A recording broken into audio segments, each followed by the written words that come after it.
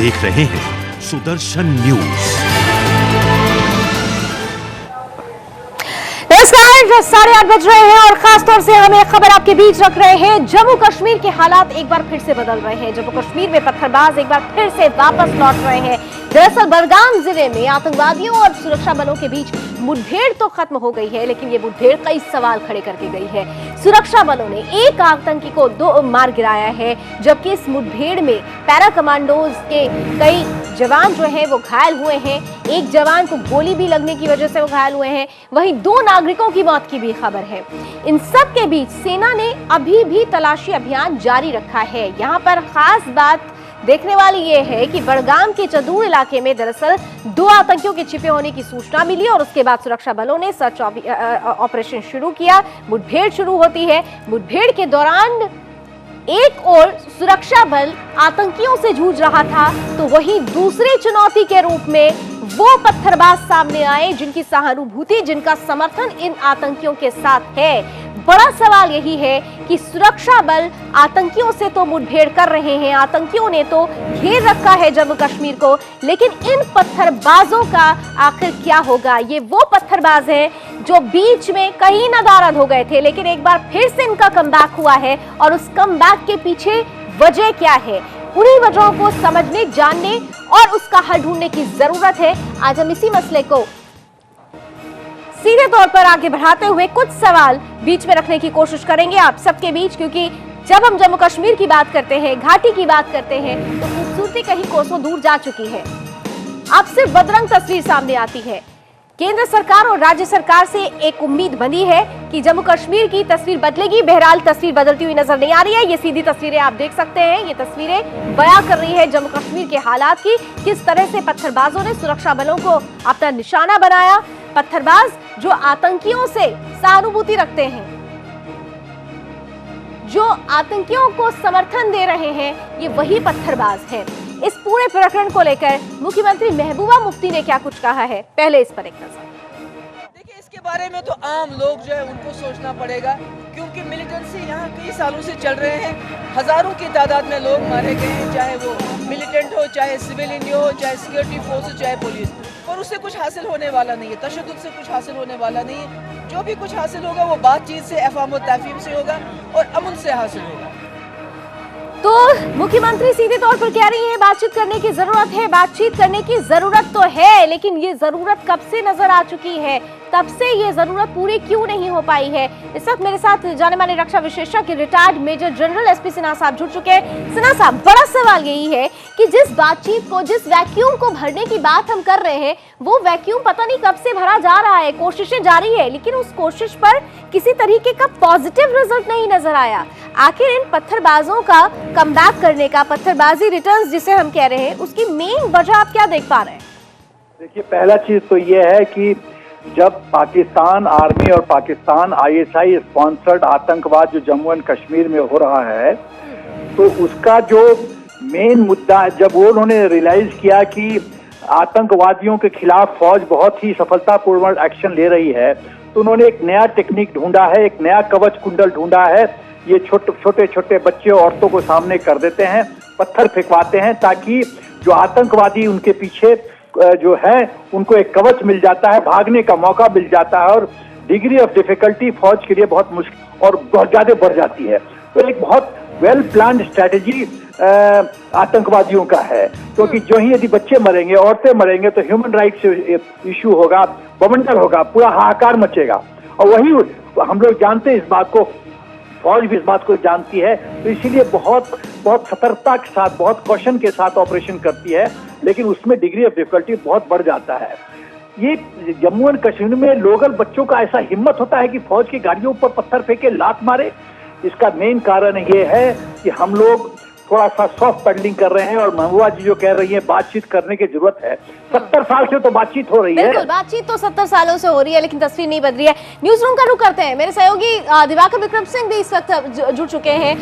दिवाकर जी, सबसे बड़ा सवाल ये है कि जिस बातचीत की बात हो रही है, लगातार बातचीत तो न जाने कब से चली आ रही है, ये जो एक स्थिति बदली है, एक बार फिर से पत्थरबाज सक्रिय हुए हैं, क्या आप इसकी एक वजह ये भी देख पा रहे हैं कि जो आतंकी संगठन है उन्हें एक नए लॉन्चिंग पैड की जरूरत थी और उन्होंने एक बार फिर से उस नए लॉन्चिंग पैड को दोबारा वापस लाने की कोशिश की है और ये उसी का परिणाम है? बिल्कुल लावनी, आप बिल्कुल सही कह रही हैं। जनरल सिन्हा ने जो कहा मैं इस बात से सहमत हूं और ये पूरी तरह से साफ है कि जो रणनीति पिछले 2 महीने पहले पाकिस्तान की सेना ने और वहाँ के आतंकी तत्वों ने बनाई थी उसको पूरी तरह से अंजाम दिया जा रहा है। और उसका जो ओपन डोर है वो इस तरह से है कि पहले वहाँ पर एक मुठभेड़ होता है और उसके बाद उसको बैकिंग देते हैं पत्थरबाज। तो पत्थरबाज जो है वो एक ढाल के रूप में सामने आ रहे हैं। इसे हम उस पक्ष से या उस पहलू से न जोड़ें कि वहाँ पर आम लोगों की समस्या है।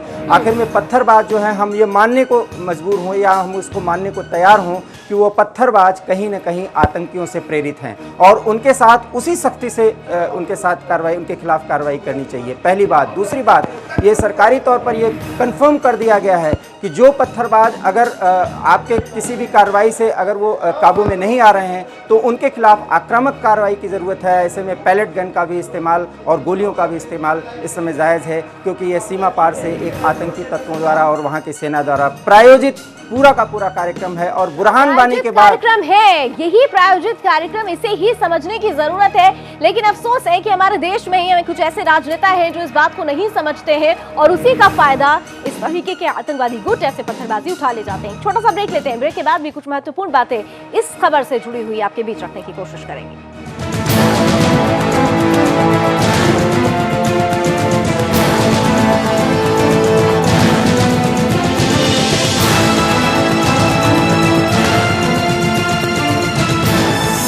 आप देख रहे हैं सुदर्शन न्यूज।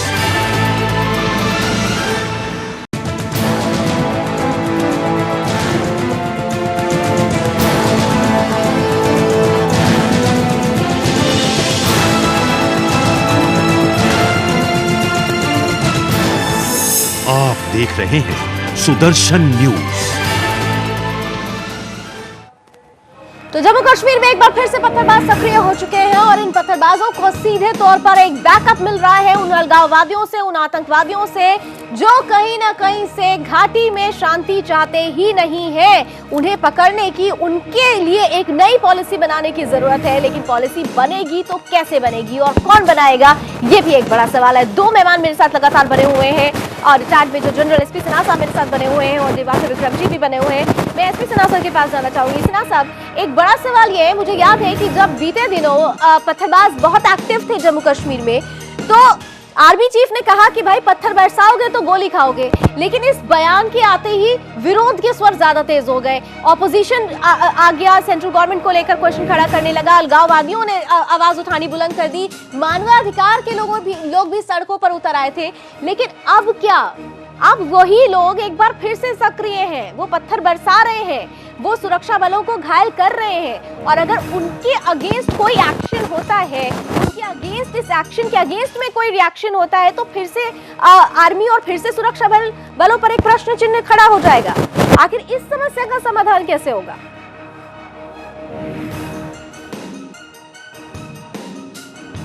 सिन्हा साहब, क्या आपको मेरी आवाज पहुंच पा रही है? मुझे लगता है शायद एसपी सिन्हा सर तक हमारी आवाज नहीं पहुंच रही है। बहरहाल मैं दिवाकर जी के पास चलती हूँ। दिवाकर जी, सवाल मेरा सीधा सीधा है। विपिन रावत जी ने कहा था कि भाई पत्थर बरसाओगे तो गोली खाओगे, बहुत विरोध हुआ, बहुत तरीके से अपोज किया गया इस बात को, लेकिन अब क्या? नहीं, उसी के परिप्रेक्ष्य में ये बात देखनी होगी हमें, क्योंकि जिस तरह से मैं आपको ये पहले ही बता चुका हूँ कि किस तरह से ये पूरी रणनीति बनी थी। जब जम्मू कश्मीर में बर्फबारी का दौर चल रहा था तो पूरी तरह से आतंकवाद पर हम कब्जा कर चुके थे, उस पर काबू पा चुके थे। आतंकियों को किसी न किसी तरह से सक्रिय करना है, जम्मू कश्मीर का माहौल खराब करना है, इसलिए उनको एक ढाल बनाना है, क्योंकि उन पर आक्रामक कार्रवाई हो रही है। ऐसे में पत्थरबाजों को पहले आगे किया जा रहा है ताकि सेना की तरफ से या सुरक्षा बलों की तरफ से आक्रामक कार्रवाई की जाए। जब आक्रामक कार्रवाई होगी तो गोलियां चलेंगी या पैलेट गन्स चलाएंगे या तो कुछ लोग घायल होंगे या कुछ मरेंगे। उस स्थिति में विरोध का एक स्वर पूरे घाटी में फैलाया जा सके उसको, ताकि वो सुरक्षा बल उसको काबू न कर सकें। ऐसी स्थिति, ऐसी रणनीति बनाने की कोशिशें हो रही थी और उस कोशिशों को अंजाम दे दिया गया है। हमें इस षड्यंत्र को समझना होगा। लेकिन दिवाकर जी, इस कोशिश को एक अंजाम देने की, इस कोशिश को एक अमली जामा पहनाने की जो तैयारी थी, वो तैयारी तो की गई, लेकिन तैयारी धरातल पर कहीं नजर नहीं आई। क्या आप मानते हैं कि राज्य सरकार, खासतौर से मैं खुलकर बोलूं तो पीडीपी की ये मंशा ही नहीं है कि इस स्थिति का समाधान हो सके? क्या आपको लगता है कि जो गठबंधन की सरकार है उसने कहीं ना कहीं से लापरवाही की है? निश्चित रूप से उसमें जो उसका जो मन स्थिति है, आतंकवाद के खिलाफ लड़ाई करने का जो तरीका है, उसमें बिल्कुल साफ सुथरी बात होनी चाहिए।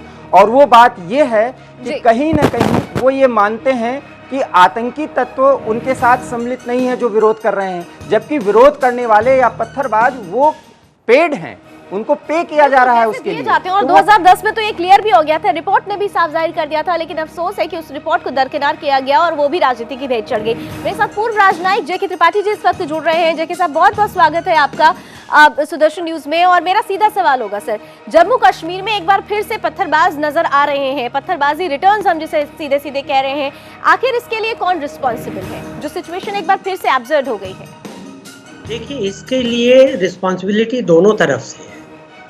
एक तो जो आतंकवादी हैं उनकी तरफ से है ही, जैसे हमसे पहले वाले वक्ता ने भी कहा, पैनलिस्ट ने, कि आतंकवादियों की ओर से ये पेड पत्थरबाज हैं जिनको पैसा दिया जाता है, इसका ये जग जाहिर है, ये एक मानी हुई बात है। तो एक तो वो है। दूसरी चीज़ ये कि हमारे यहाँ भी सरकार की ओर से मेरे ख्याल से कुछ और प्रयास होने चाहिए। जहाँ तक मुझे याद है, कुछ साल पहले शुरू किया था भारतीय सेना ने एक प्रयास की जिसमें आतंकवादियों को या भटके हुए युवा कश्मीरियों को मुख्य धारा में लाने की कोशिश थी और वो काफ़ी हद तक सफल हुआ था। अब मुझे ये पता नहीं कि वो प्रयास या वो मुख्य धारा में लाने की कोशिश अभी भी जारी है कि नहीं।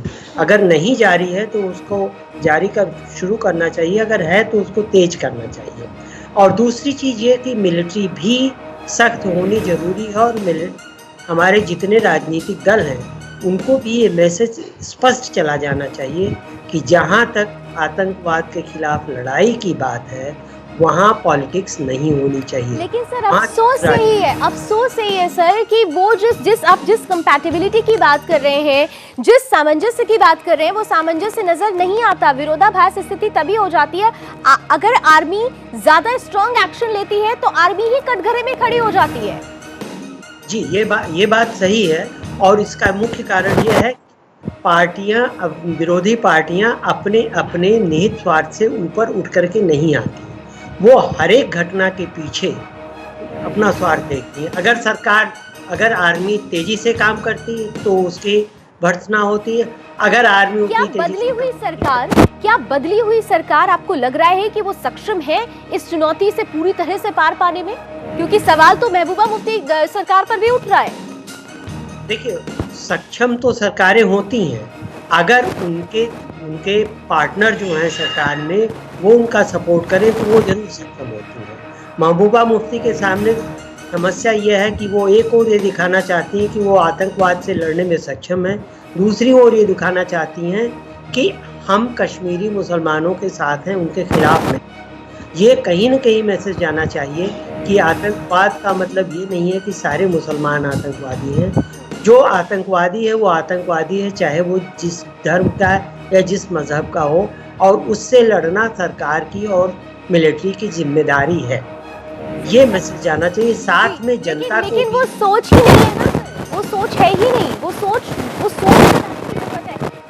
मुझे याद है कि मैंने किया था कि जो ये बड़ा जनादेश मिला है, ये जो बदली हुई सरकार है, वो कश्मीर की तस्वीर बदलने के लिए आई है। लेकिन कश्मीर की तस्वीर बदलने के लिए क्या आपको लगता है कि इस गठबंधन की सरकार में खास तौर से मुख्यमंत्री ने, महबूबा मुफ्ती ने वो कदम उठाए, उन कदमों को अमली जामा पहनाया जिससे जम्मू कश्मीर की तस्वीर बदल सके? इसलिए कि आप जैसे कहते हैं उनकी राजनीतिक बाध्यताएं हो सकती हैं, उनकी स्थानीय बाध्यताएं हो सकती हैं, इसलिए उन्होंने कदम नहीं उठाए। लेकिन हमें भी उनके पार्टनर दल को ये समझाना होगा, महबूबा मुफ्ती की सरकार को, या अपने जो बड़े भाई के रूप में या बड़ी बहन के रूप में सरकारी पार्टनर हैं, कि इस तरह से आप दोनों नावों में पैर रख के नहीं चल सकते। आपको एक दृढ़ निश्चय लेना होगा और उसको क्रियान्वित करना होगा, नहीं तो ये समस्या जस की तस बनी रहेगी। ये सबसे बड़ा मैसेज जाना चाहिए दोनों पार्टनर्स ठीक के है बीच। दिवाकर जी, लास्ट कमेंट में आपका चाहूंगी। जिस तरह से जे.के. त्रिपाठी जी कह रहे हैं कि एक प्रेशर जरूर हो सकता है सरकार के ऊपर, और वो प्रेशर लोकल प्रेशर भी है, एक पॉलिटिकल प्रेशर भी है, लेकिन फिर भी एक स्थिति को बदलने के लिए जो कदम उठाया जाना चाहिए वो उठना चाहिए। तो जिस प्रेशर की बात हो रही है, क्या उस प्रेशर से ये सरकार बाहर निकल पाएगी? देखिए, पूरी तरह से सरकार सक्षम है, क्योंकि केंद्र और राज्य सरकारों में, दोनों सरकारों में बहुत ज़्यादा सामंजस्य होना चाहिए। महबूबा मुफ्ती की सोच के, अपनी सोच के बावजूद मुझे ऐसा लगता है कि जो राजनीतिक उसका पहलू है, उसका समाधान करने का, वो जारी रहना चाहिए, लेकिन सुरक्षा बलों को पूरी तरह से छूट देनी चाहिए, क्योंकि पत्थरबाज प्रायोजित हैं और वो पूरी तरह से आक्रामक कार्रवाई कर रहे हैं। बिल्कुल, एक छूट देने की जरूरत है, तभी ये पत्थरबाज समझेंगे, सुधरेंगे। कहते हैं ना, लातों के भूत बातों से नहीं मानते हैं, और यहाँ पर कुछ ऐसी ही धारणा को लाना होगा।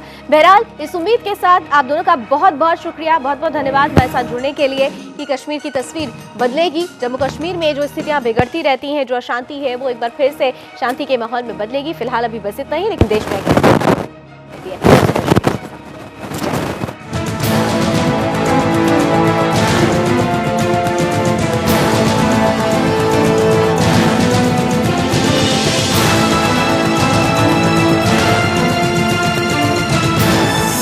आप देख रहे हैं सुदर्शन न्यूज।